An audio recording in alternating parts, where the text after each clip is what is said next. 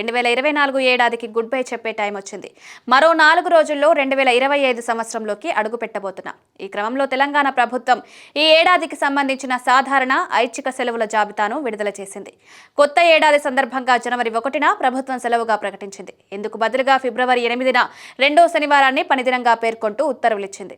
వచ్చే ఏడాది మొత్తం 50 సెలవులు కాగా అందులో సాధారణ సెలవులు 27, ఐచ్ఛిక సెలవులు 23 ఇస్తున్నట్లు ప్రభుత్వం ఉత్తర్వుల్లో పేర్కొంది. ఆంగ్ల నూతన సంవత్సరం 1/1/2025 బుధవారం, భోగి 13/1/2025 సోమవారం, సంక్రాంతి 14/1/2025, గణతంత్ర దినోత్సవం 26/1/2025, మహాశివరాత్రి 26/2/2025, హోలీ 14 మూడో నెలలో, ఉగాది 3వ నెల 30వ తేదీ, రంజాన్ 3వ నెల 31 సోమవారం, మరుసటి రోజు 4వ నెల 1వ తేదీ మంగళవారం, బాబు జగజీవన్ రావు జయంతి 4వ నెల 5వ తేదీ, శ్రీరామనవమి 4వ నెల 6వ తేదీ, డాక్టర్ బిఆర్ అంబేద్కర్ జయంతి 4వ నెల 14వ తేదీ, గుడ్ ఫ్రైడే 4వ నెల 18, బక్రీద్ 6వ నెల 7,